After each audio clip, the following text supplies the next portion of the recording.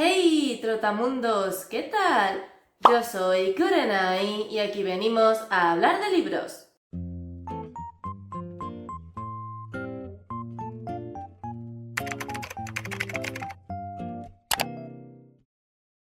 Hoy os traigo las lecturas que realicé durante el mes de septiembre, que aunque fue un mes que yo empecé con muchísimo entusiasmo, lo cierto es que fue bastante regulinchi.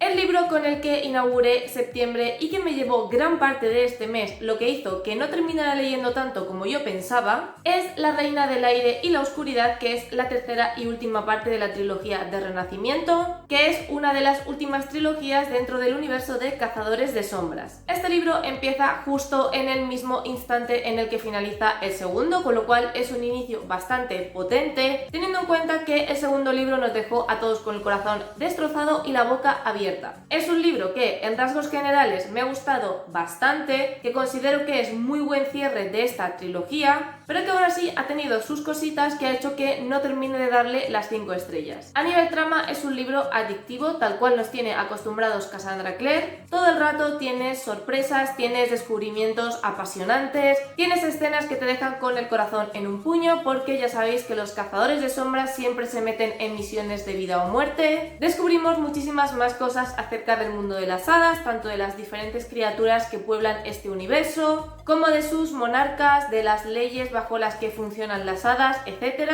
Lo cual ha sido mi parte favorita porque hasta este momento, aunque sí que sabíamos cosas acerca de estas criaturas, la autora siempre se centraba más en el mundo de los cazadores de sombras. Ahora bien, no toda la trama ha sido santo de mi devoción, porque sí que considero que este libro es excesivamente largo. Porque el problema que he tenido yo con la trama de este libro, y que es un problema que en general he tenido con toda la trilogía del Renacimiento y que he comentado en otras ocasiones, es que cuando parece que los personajes van a resolver un problema, como que aparece otro elemento en esa ecuación que hace que el problema no solo no se resuelva, sino que se complique todavía más. Y cuando parece que vamos a resolver una vez más este problema teniendo en cuenta este nuevo elemento en la ecuación, resulta que aparece otro segundo elemento que vuelve a complicar las cosas y que de nuevo hace que este problema no tenga resolución. Y al final el tercer libro ha sido básicamente eso, que cuando tú pensabas que por fin íbamos a cerrar una etapa de la trama, resulta que no se cerraba del todo porque aparecía otro elemento sorpresa que la volvía a reabrir. Y es una forma de llevar la trama que sinceramente a mí me cansaba bastante, porque llega un punto en el que tú sabes que la cuestión que se está tratando en ese momento no se va a resolver literalmente hasta el final del libro, porque en cualquier momento la autora te puede meter una sorpresa nueva o un giro nuevo que va a desmoronar todo aquello que han estado construyendo los personajes a lo largo del libro. Y aunque es una forma como otra cualquiera de mantener constantemente la tensión y de que el lector esté constantemente atendiendo a lo que está sucediendo, a mí la verdad es que llegó a resultarme ciertamente cansino, sobre todo porque había algunas ocasiones en las que reabrir de nuevo la trama me resultaba totalmente innecesario. Esto me pesó sobre todo de cara al final del libro, porque hay un momento en el que ciertos personajes se trasladan a otro mundo y a mí esos capítulos se me hicieron insufribles y tediosos, porque la autora podría haber escogido una forma más simple de resolver lo que se traían entre manos los cazadores de sombras y no había ninguna necesidad de abrir una nueva trama y alargarla hasta el infinito. Con el tema de personajes he vuelto a comprobar que yo siempre seré fan de los personajes secundarios de cazadores de sombras y a los protagonistas nunca los voy a soportar, porque Emma y Julian, que son los equivalentes a Clary y Jace, de nuevo me han resultado insufribles. Es como que me gusta como personajes individuales, pero no soporto cuando están juntos. Básicamente porque no paran de darle la vuelta a las mismas cosas una y otra vez. El temita de los parabatáis que se traen entre manos me ha resultado increíblemente cansino, porque básicamente es dar la murga con el mismo tema desde el primer libro hasta el último. Me han resultado muy intensos, muy dramáticos, muy insufribles, muy Clary y Jace. Y en este caso, los capítulos que han sido narrados por Emma y por Julian, cuando estaban haciendo cosas independientes el uno del otro, sí que los he disfrutado mucho, porque ambos me gustan mucho como protagonistas. Pero lo dicho, cuando están juntos es que se me hacen intragables. Eso sí, los personajes secundarios son increíbles, tal y como nos tiene acostumbrados Cassandra Clare. Me ha gustado mucho que cada uno de ellos haya tenido su trama, que cada uno de ellos haya tenido sus problemas, sus misiones, que haya ahondado en sus sentimientos y sus emociones, para que no sean simplemente personajes que están ahí de fondo para mover la trama o para añadirle más dramatismo, sino que realmente tengan peso en el libro. Y relacionado con el tema de personajes, me ha gustado muchísimo cómo ha tratado la autora aborda el duelo en este libro, porque el tema de la muerte es un tema recurrente a lo largo de toda la saga de Cazadores de Sombras y, como no, en la saga de Renacimiento hay varias muertes que duelen bastante. Y como decía, me ha gustado mucho cómo Cassandra Clare ha tratado este tema, sobre todo porque al haber tantísimos personajes, cada uno de ellos se ha tomado la muerte de un ser querido de una forma completamente diferente. Hay personajes que lo han llevado desde la tristeza e incluso desde la depresión, otros personajes lo han gestionado desde la venganza, otros desde la negación, y es muy interesante ver cómo cada uno de ellos se ha enfrentado a la muerte y ha pasado este duelo. También, como referencia a los personajes, si os acordáis, os comenté que hay un personaje autista en esta trilogía, y me gusta mucho no solo la forma en la que la autora aborda el autismo, sino también en todos los problemas que esto plantea en una sociedad tan rígida y estricta como los Cazadores de Sombras, porque al fin y al cabo es un personaje que no solamente siente que no encaja en el mundo en general, sino que específicamente siente que no encaja en el mundo de los Cazadores de Sombras. En cuanto al final, he de decir que ha sido un final súper emotivo que yo no me esperaba, es decir, sí que me esperaba más o menos cómo iba a terminar el libro, porque al final cuando lees tanto el libro de Cassandra Clare sabes más o menos cómo va a resolver las cosas, pero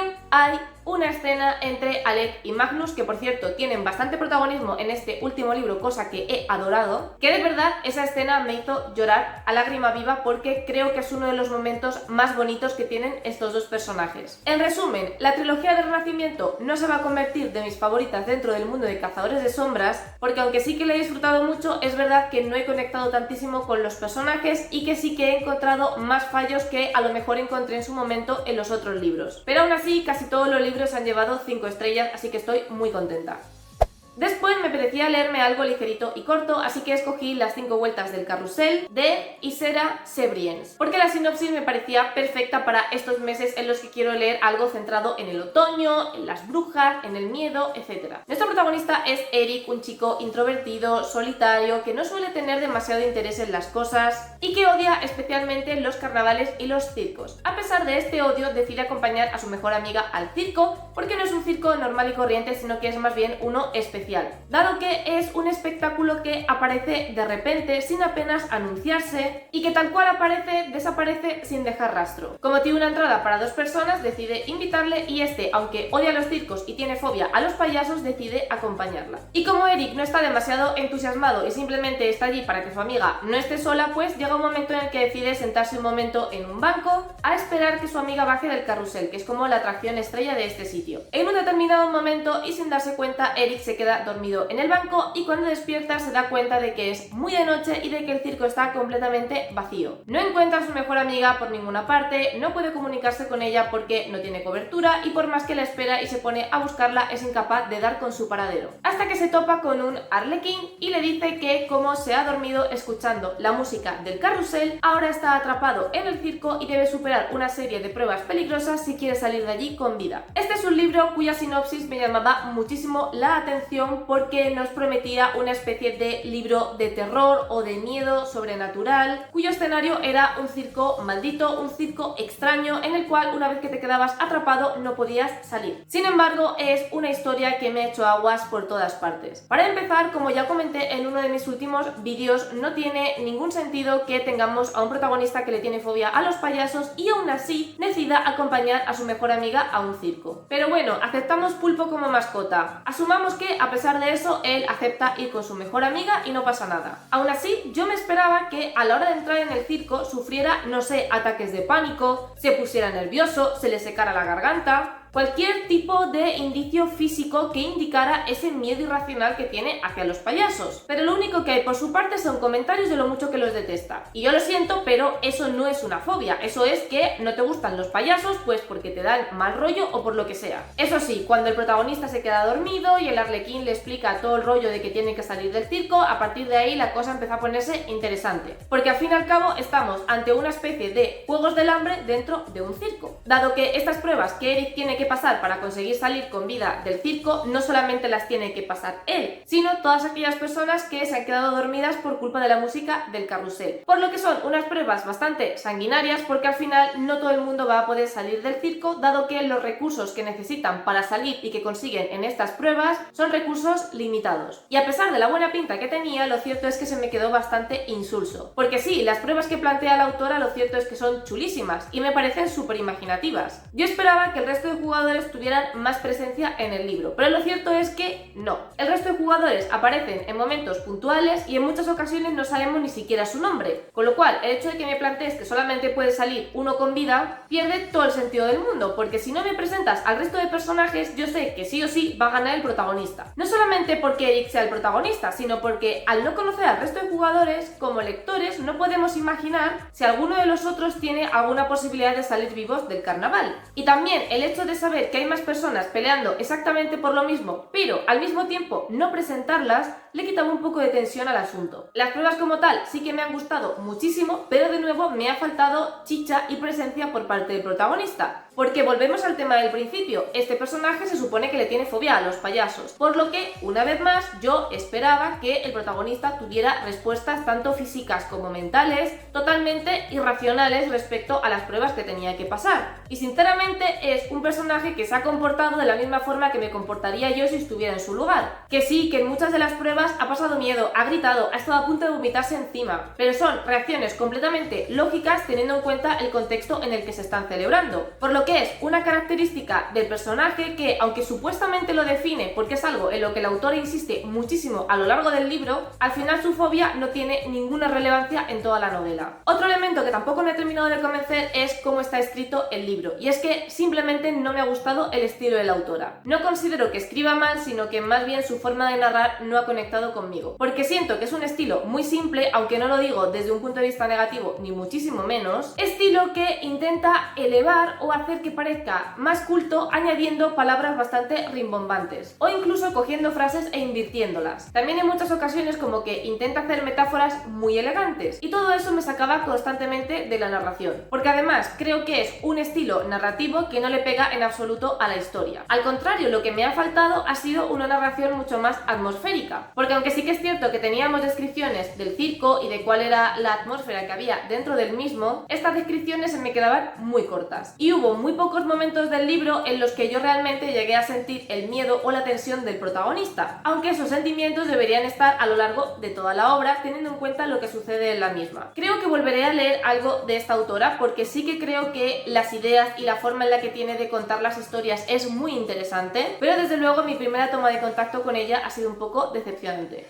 Un libro que en cambio me sorprendió bastante es Los claustros de Kathy Hayes. Anne es una estudiante de Historia del Arte que vive en un pueblo perdido de Estados Unidos y que está deseando irse a Nueva York porque ha conseguido una beca para trabajar en el MoMA, que es el Museo de Arte Contemporáneo de Nueva York. Sin embargo, cuando llega allí con toda la ilusión, con ganas de comerse el mundo, le dicen que no va a poder trabajar en el museo porque el tutor que tenía asignado resulta que ha tenido que irse a un viaje de última hora y por lo tanto ya no tienen hueco en el museo para que ella haga las prácticas universitarias. Hasta que justo entra en el despacho el director de Los Claustros, que es una especie de abadía que han convertido en un museo de arte medieval. Y le dice que están buscando desesperadamente a alguien que ocupe un lugar durante las prácticas de verano. Y aunque no es lo que ella habría querido en principio, tarda poco en enamorarse del lugar. Se queda totalmente fascinada con el museo gótico, con las colecciones que hay allí dentro, con las investigaciones que están realizando, y no tardará en encajar en el equipo de investigadores, que básicamente está compuesto por el director del instituto y por Rachel, que es una chica de su edad con mucho renombre dentro del mundo académico. Así que Anne se embarcará en la investigación en la que está metida Rachel a petición del director, que consiste en encontrar unas cartas del tarot que demuestre que en el siglo XV las familias adineradas utilizaban estas cartas para intentar predecir el futuro. Este es un libro que yo lo leí en el momento perfecto porque como transcurre en los meses de verano y yo lo leí en septiembre, que ha seguido haciendo bastante calor, siento que me ha venido increíble como transición entre verano y otoño. Y aunque el tema del tarot es un tema que sinceramente a mí ni fu ni fa, he de decir que yo he estado enganchadísima a este libro. No os esperéis un libro donde pasan grandes cosas porque realmente no pasa nada. Simplemente es Anne y Rachel realizando esta investigación sobre las cartas del tarot y es un libro que se centra sobre todo en los personajes y en las relaciones que se van forjando entre ellos. Así que no os esperéis una novela llena de misterios, de giros de trama, de momentos sorprendentes, porque no es lo que os vais a encontrar. Es una novela relativamente tranquila, que sí que es cierto que tiene sus momentos de tensión, pero sobre todo referidos a los personajes, que también tiene su puntito de misterio alrededor de las cartas del tarot y de esta investigación que están haciendo, pero que sobre todo se centra en los personajes y en hablar de historia del arte. Si os gusta la historia del arte, yo creo que es un libro que os puede gustar muchísimo.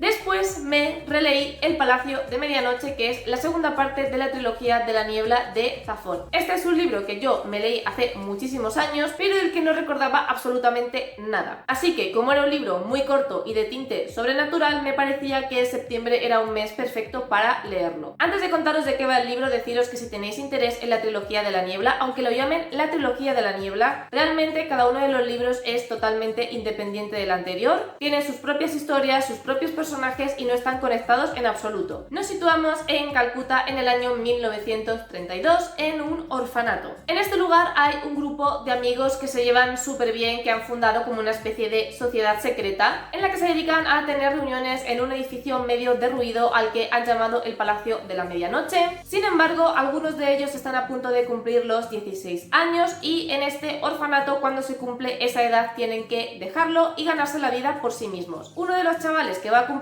16 años es Ben, que justo el día de su cumpleaños comienza a tener visiones extrañas de un tren en llamas que atraviesa y destroza por completo el orfanato en el que vive. Aunque él al principio se piensa que simplemente es una alucinación y ya está, se da cuenta de que en el edificio han quedado como ligeras marcas de que eso parece haber sucedido en la realidad. Así que tanto él como sus amigos en esta sociedad comenzarán a investigar este suceso y descubrirán que sí, que de hecho hace unos años la estación de tren de Calcuta se incendió porque uno de los trenes explotó. Y aunque esto en teoría parece no tener nada que ver con Ben, pronto se dará cuenta de lo equivocado que está. Como sabéis, Ruiz Zafón es uno de mis autores de referencia, es uno de mis autores favoritos y hasta ahora todo lo que he leído de él me ha fascinado en mayor o menor medida, pero por desgracia no puedo decir lo mismo del Palacio de la Medianoche. Es un libro que en general se me ha quedado muy flojo. Es un libro que al ser tan corto no te da tiempo a conectar con los personajes porque al fin y al cabo no solamente tenemos a Ben, que es como uno de los protagonistas, sino que también tenemos a sus amigos que tienen bastante protagonismo a lo largo del libro y luego también tenemos a otra chica que aparece al principio de la novela y que terminará uniéndose a este grupo por razones que no os puedo desvelar. Por lo tanto, los personajes me daban bastante igual y las misiones en las que se metían, a pesar de que eran ciertamente peligrosas, como que me era un poco indiferente lo que les llegara a pasar. La parte de terror tampoco ha terminado de darme miedo y siento que el terror lo ha manejado mucho mejor en otras novelas. Además,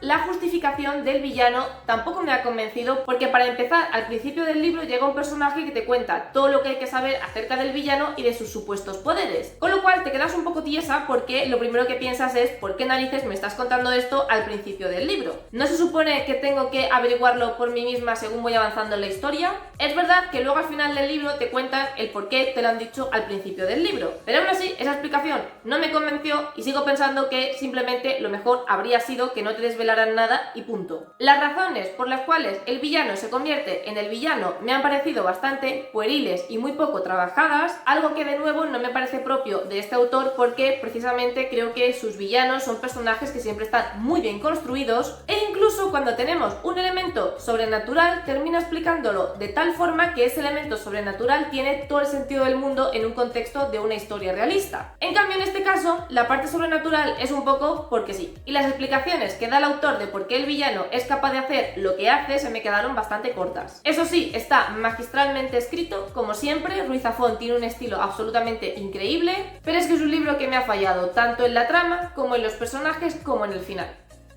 Y por último, terminé el mes leyendo La voz del bosque de Laura Tejada. Nos encontramos en el año 1800, un momento histórico en el que a las brujas seguían quemándolas y asesinándolas. Nuestra protagonista es Riven, que ella descubrió a muy temprana edad que era capaz de hacer magia, lo que causó que tanto ella como todas sus hermanas tuvieran que huir a otro sitio, un pueblo muy lejano donde nadie conociera la verdadera naturaleza de Riven. Riven desde ese momento siempre ha tenido su dualidad como bruja muy presente, porque por un lado desea con todas sus fuerzas hacer hechizos, utilizar la magia, pero por otro lado no quiere que sus hermanas tengan que volver a vivir la experiencia de huir apresuradamente de su hogar, por lo que tiene que estar constantemente conteniéndose. El problema es que cuando se instalan en el pueblecito de Pitchford, resulta que su mandamás, que el jefe de los aldeanos, Jerome, en cuanto ve a Riven se da cuenta de que ella es una bruja. Y aunque Jerome no quiere decírselo al resto de personas porque no quiere que sus vecinos vuelvan a tener miedo, desde ese instante hará lo posible para que Riven y su familia se marchen del pueblo. Lo que Riven al principio no sabe es que Jerome no las quiere fuera simplemente porque ella sea una bruja, sino porque hay algo que se esconde en el bosque y es muy probable que la presencia de Riven lo vaya a despertar. Esta es una historia de brujas muy tétrica, muy gótica, muy oscura, donde desde el principio sabemos que algo no funciona bien en el pueblo de Pitchfork, porque al principio la autora nos cuenta un poco la leyenda y qué fue lo que pasó hace unos años en ese pueblo para que tengan tanto miedo a las brujas, y además contarnos ese evento del pasado nos hace darnos cuenta de que hay un secreto bastante gordo que están guardando tanto Jerome como el resto de aldeanos, y el hecho de que una nueva familia se mude al pueblo y que además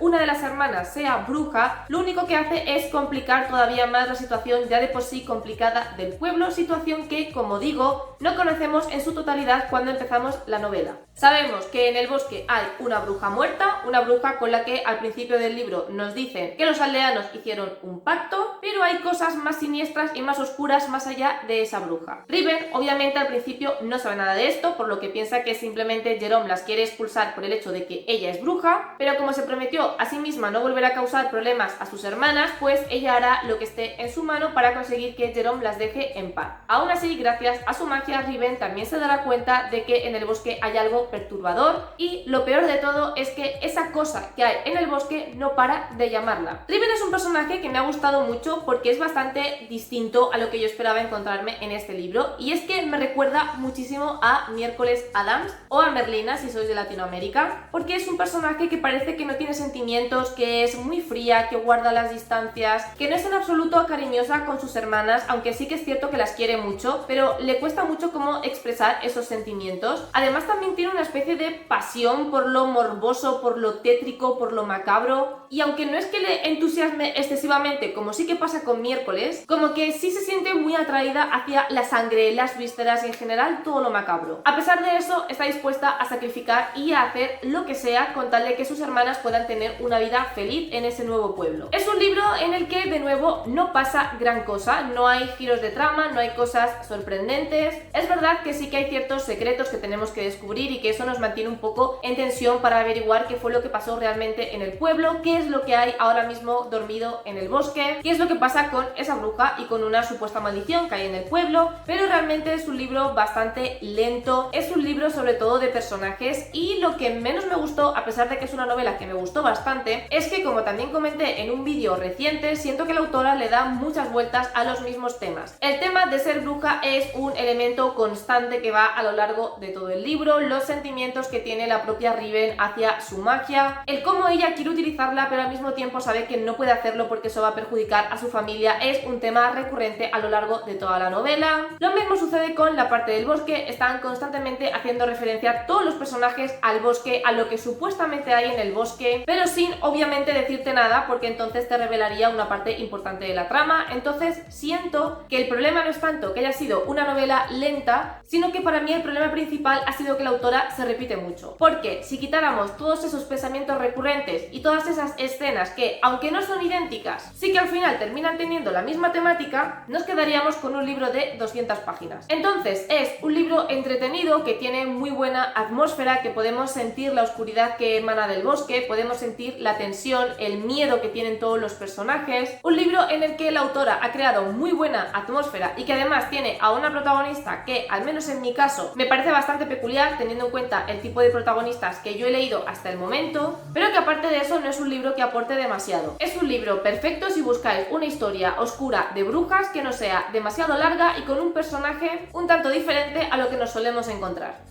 Y hasta aquí las lecturas que realicé durante el mes de septiembre. Como veis, todos los libros fueron para ponerme un poco a tono en este inicio del otoño. Lo que buscaba eran libros oscuros, de brujas, de magia, sobrenaturales, de terror, y más o menos lo he conseguido. Recordad que podéis seguirme en mis redes sociales, Twitter, Instagram y el blog, donde podéis seguir de una manera mucho más detallada todo lo que leo. Si os ha gustado este vídeo, que os gusta el contenido de mi canal, no os olvidéis de suscribiros. Os recuerdo que hay vídeo todos los domingos a las 6 de la tarde, hora española. Muchísimas gracias por estar un día más conmigo y nos vemos en el próximo vídeo.